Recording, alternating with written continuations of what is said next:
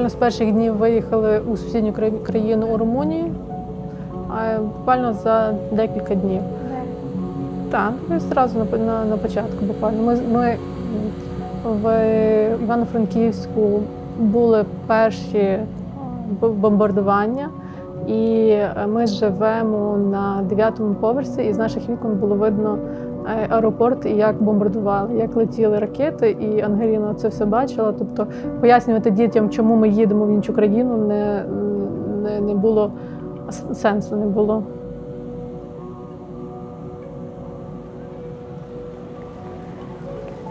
Україна досить велика країна, і найбільше пік подій відбувається на Східній Україні і в Центральній. Ми жили на Західній Україні, тому у нас більш-менш відносно спокійніше. Було декілька бомбардувань, декілька атак і постійні повітряні тривоги, постійні переховування в підвалах і в бомбосховищах. І це не дуже добре впливає на дітей, на дитячу психіку.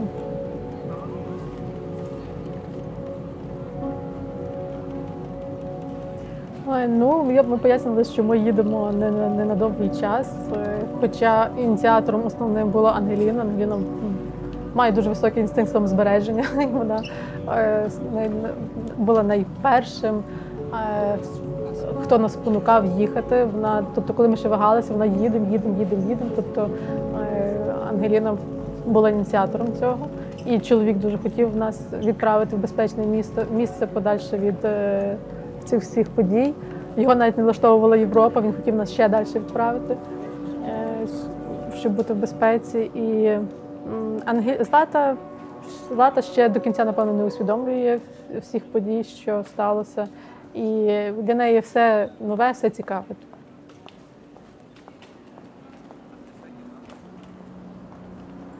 В нас дуже багато в Україні почали робити роликів, відео спеціально для дітей, розроблених психологами, які пояснюють, що сталося в Україні, яка ситуація між Росією і Україною.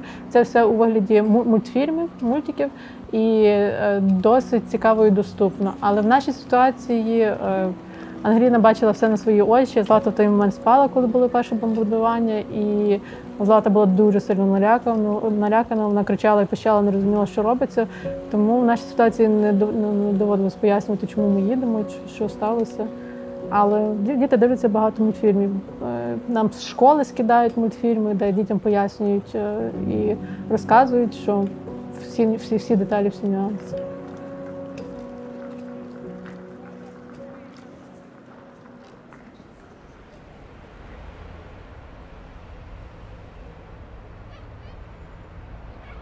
Il y avait un autre concours de circonstances dans mon travail où mon assistante elle a commencé son congé de maternité quelques jours avant que la guerre éclate. Et puis, une fois que la guerre a éclaté, j'avais une nouvelle assistante qui est venue me joindre. Son nom, c'est Slavna. Donc, Slavna, elle avait un background en droit. Donc, moi, je la visais déjà. Et puis, donc, quand on s'est rencontrés à quelques occasions pour voir si elle se sentait à l'aise de travailler avec moi, en même temps, je lui ai dit, écoute, si tu connais de la famille ou des amis de l'Ukraine, parce que ça fait quand même 5 ans qu'elle est au Canada, qui souhaitent venir ici, qui ont besoin d'un pied à terre, nos portes sont ouvertes, on est prêt à les accueillir. Mariana a pris contact avec Slavna. Donc, elles ne se sont jamais rencontrées avant de venir au Canada. C'est à ce moment-là qu'on s'est dit, OK, c'est un bon moment de peut-être prendre contact par vidéo. Yeah, donc là, on a rencontré le père, Mariana, puis les 2 filles par vidéo. C'est vraiment juste le père qui a parlé le plus parce que lui parle couramment l'anglais. Donc, il parle très bien l'anglais, Mariana beaucoup moins. Là. Donc, on les a rencontrés, puis ça semblait comme un bon fit, comme on dit. Donc, à ce moment-là, on s'est rassurés, puis on a dit, OK, ça devrait marcher. Марк і Таня – це люди, мабуть, найкращі, яких ми зустрічали. Вони дуже добре нас прийняли, і інколи, коли ми в гостях, вони бувають моменти, що вони кажуть, що ми частина їхньої родини. Це дуже приємно і дуже мило. Нам допомагають у всьому, від елементарних побутових речей до вивчення Канади, вивчення міста самого. Там всьому допомагають.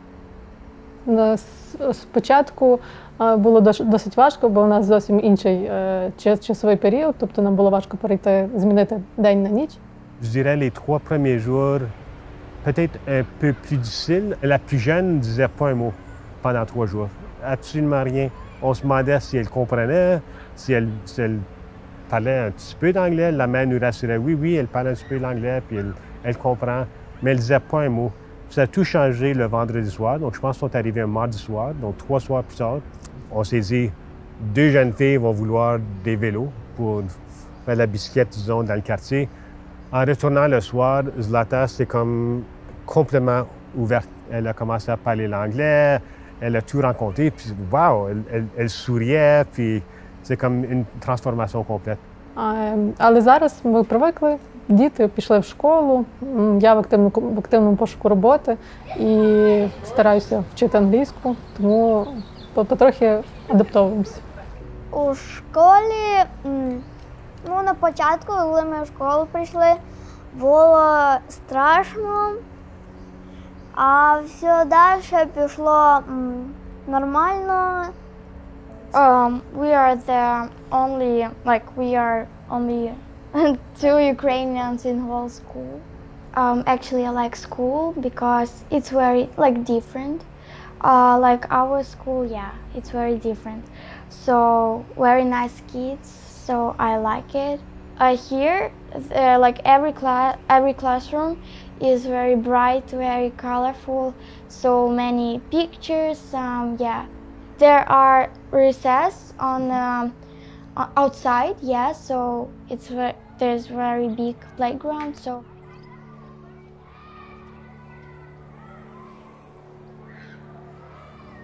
I'm not sure what kind of school they came from, but the younger student is really liking the school. I don't know whether they were in a private school before or what it looked like, but there's some things about that she's shared with her classroom teacher. Like there's things about this school and being where she is that she's really enjoyed. Considering everything they've had to come through, right, and their circumstances, they've really adjusted really well. The classrooms did some, morning meetings about what was going on in the Ukraine at the time.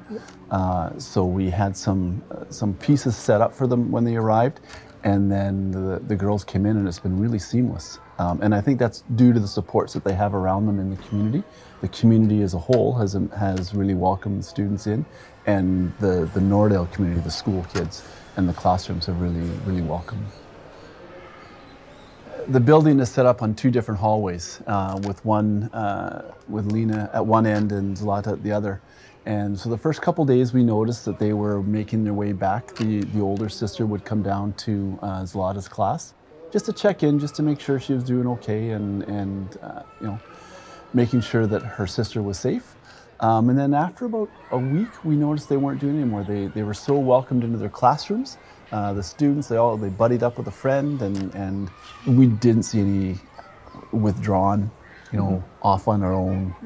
I specifically asked the teachers this morning if there were any times when they looked like they were sad or and I'm sure they're going through those things, those emotions, but the kids have done a really good job of picking them up, making sure they're included in all the activities, and as I said, if you go out for recess now, you wouldn't know who was who.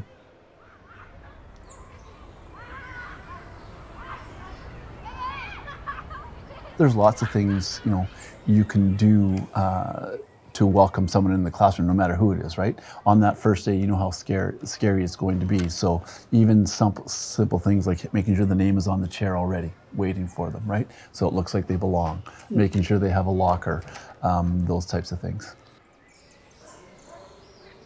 If we had started to see, maybe one of the, either one of the girls may be withdrawing a little bit, feeling anxious, nervous, shy, something like that. We're always out in the hallway when students come in. So if you see someone walking by, no matter who it is, you see someone walking by and their head's down and their eyes down and they don't make that eye contact. We didn't see that at all, no. So, but those are the things when you see that in the morning, right? Okay, I'm going to circle back into that classroom just to check in to see, what's up with that student. So that first week, meeting the kids at the door, walking them in, which the classroom teachers do all the time. Like, we weren't seeing someone who was afraid to leave the family that they're staying with would walk them to school every day. We weren't seeing like, no, I don't want to go in. I want to stay with you. They'd see their friends on the playground. Bell rings, line up, meet at the door, in you go. So I've been impressed with their resilience because I can imagine what they've had to go through, and I understand their dad's not here, and what that means, and what Mama's going through.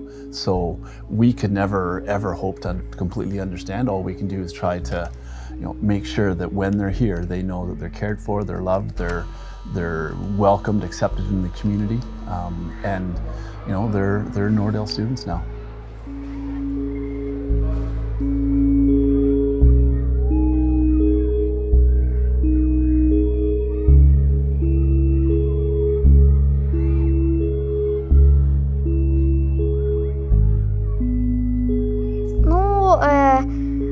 Там були найкращі подруги, і тут почалася війна, і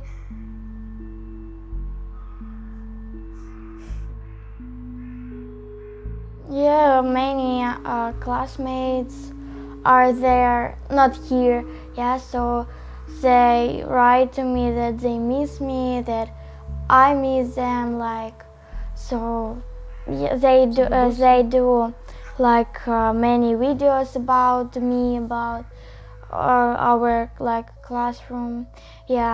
I miss my grandparents, my dad.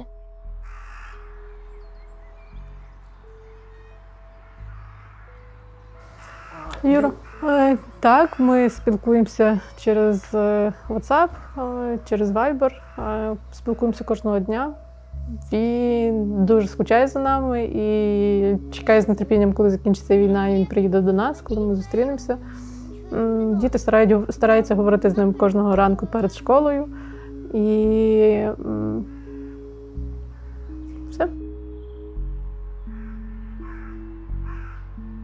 Ми часто обговорюємо ці питання, чи будемо повертатися, чи він приїде сюди, але зараз у нас надзвичайно виросли ціни на все. У нас пальне виросло в два рази, тобто і країна, значна частина країни зруйнована, і буде дуже важко відбудувати країну, наша економіка буде на нулю, і, напевно, дуже важко буде жити в країні наступних, мабуть, 10 років.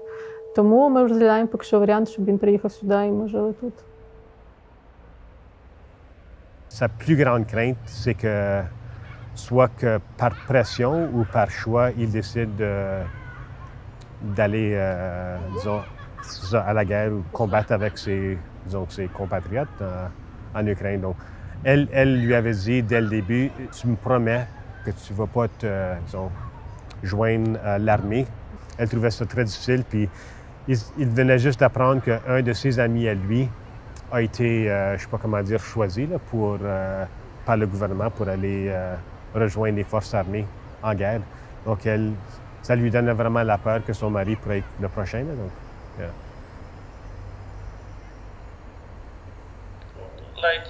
What does it mean, war? Yeah, it's a terrible situation. It's like dangerous situation more for all our country. People dying, and it's main problem what we have. The building destroyed. The building are destroying daily, and but we can't remove it. Yeah, we can to improve the situation. But people dying, and it's main problem, definitely.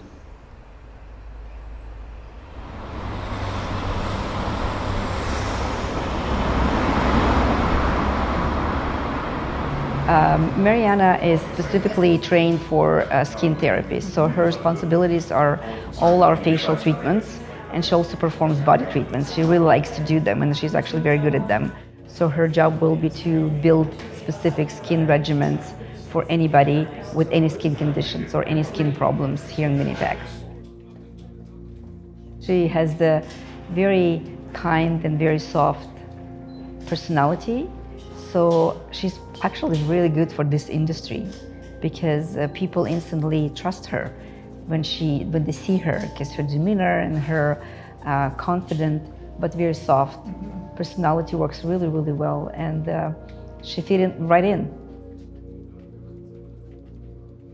I speak not very with mistake, but understand almost everything. Yeah. In Spa, I work like esthetician. I make facial, and I like it. I like this work because in Ukraine it was like same. I was dermatologist, and I was dermatology and cosmetology too, and I made procedure like Botox, mesotherapy, and another injection procedures. I started 3 weeks ago. Yes, I just came and take my resume, and after that I spoke with Elena, and she was very nice and very kind. Yeah, and a couple girls in Ukrainian who work here wrote me like, you must try here work. It's very good place for you. It will be very good start for you if you will work here. Well, she told me her story when we interviewed her, and as soon as she started telling me her story, I knew right away it will be a great addition for our team. We have people from all over the world here. Before even this whole war started, we had 5 Ukrainian girls working here, including myself. Plus, we have ladies from Russia who've been here also for a long time. Always worked really well together. My colleague here, it's so nice, so kind, and a couple girls from Ukraine who arrived 5 years ago, who live here, and yeah, some girls like Kazakhstan and Canadian who work here, very nice, very kind, and very friendly.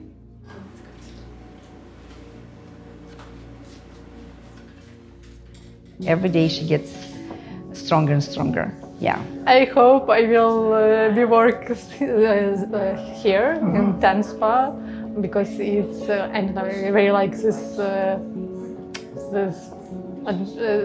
building, this atmosphere, this everything. It's very rest, very kind, and now I enjoy this place.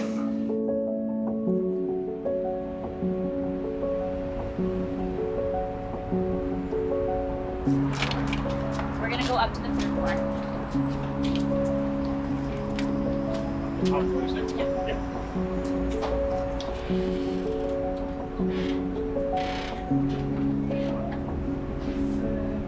So this used to be like an apartment block converted to condo, right? Yes, they did. Yeah. I think it was about 15 years ago. Yeah. And yeah, now they're all condos. Yeah. I will give you some info here. Yeah.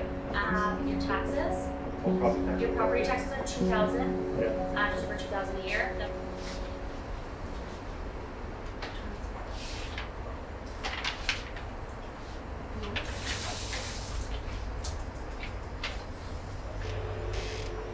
On a visité plusieurs places, encore une fois limitées par le quartier parce qu'elle ne voulait absolument pas quitter le quartier. Donc on était pas mal limités. Donc on a vu plusieurs appartements, des condos, même des maisons. I saw school.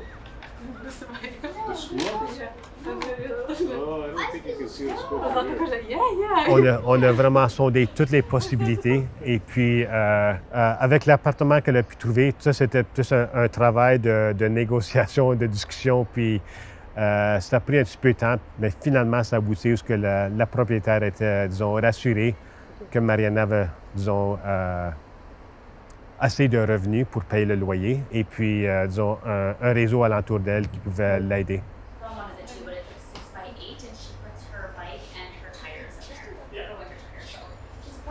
On ne sait jamais quand son mari va arriver, donc ça peut être mois de septembre, mois d'octobre. L'année prochaine, on ne le sait pas. Lui, il fait tout ce qu'il peut pour essayer de venir au Canada pour joindre sa famille. Là, donc.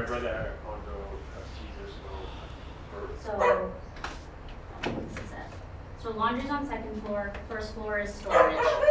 So you're gonna have to go, yeah, I don't think this is it. This is a fire. Oui, donc là, elles ont signé le contrat, donc elle va prendre possession du point de vue technique le 15 août, lundi. Donc là, il y a des meubles qui arrivent demain. Elle a déjà trouvé des meubles d'un client. J'ai un autre client qui a donné des objets aussi. J'ai une collègue qui vient donner plein de choses pour la cuisine.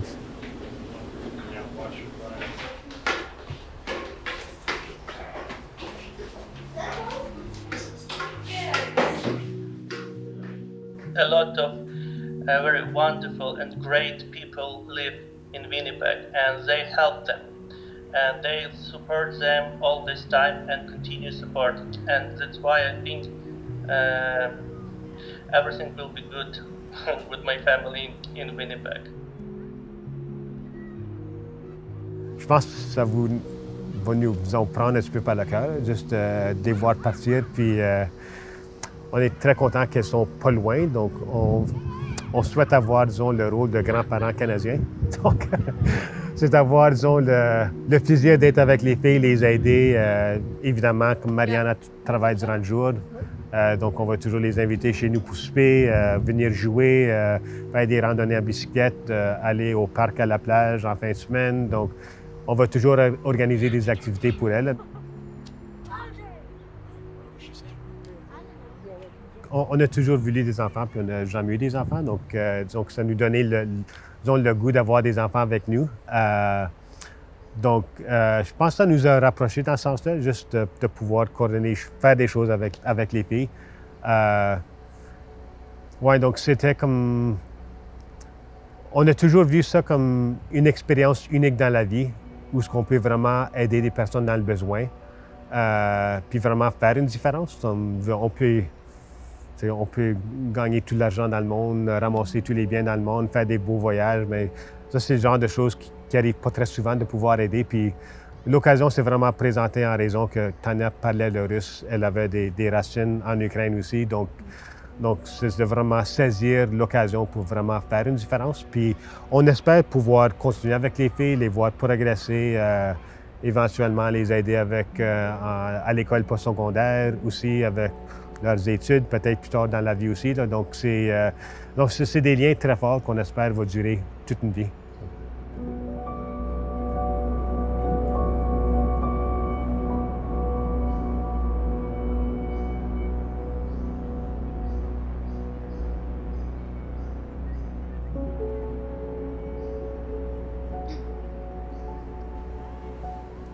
Раз, два, три. Сьогодні небо таке раптове, трохи готичне, ледь верхове, на білі плечі чиєїсь втоми складає особи, небесні тони, небо шукає, небо знаходить, спустилися з даху і знову ходить розою, лягає в квіти, трохи болить, і мусить іти, де я не піду, трохи постою, поки роса не мене, буду з тобою, небо так і не прийняло, теорії буття, як я, бо ціль життя, віднайти життя.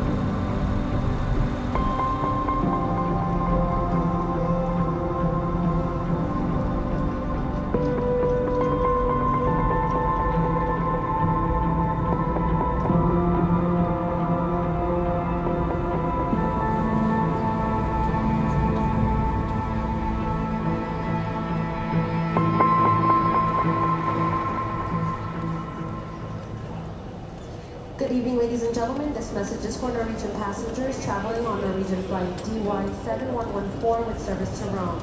We are pleased to announce that we will be boarding shortly. Please make your way to gate 138.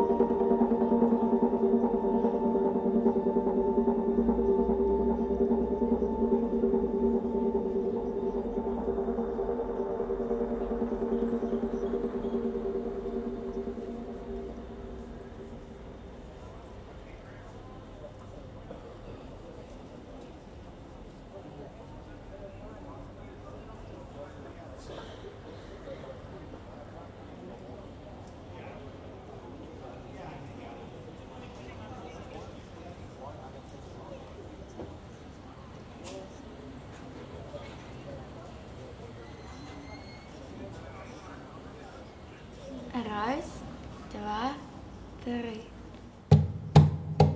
Сьогодні небо таке раптове, трохи готичне, леді варкове, на білі плечі чиєїсь втоми складає особи, небесні тони, небо шукає, небо знаходить, спустилася з даху і знову ходить, ходить грозою, лягає в квіти, трохи полежить, йому сидіти, та я не піду, трохи постою. А то не треба.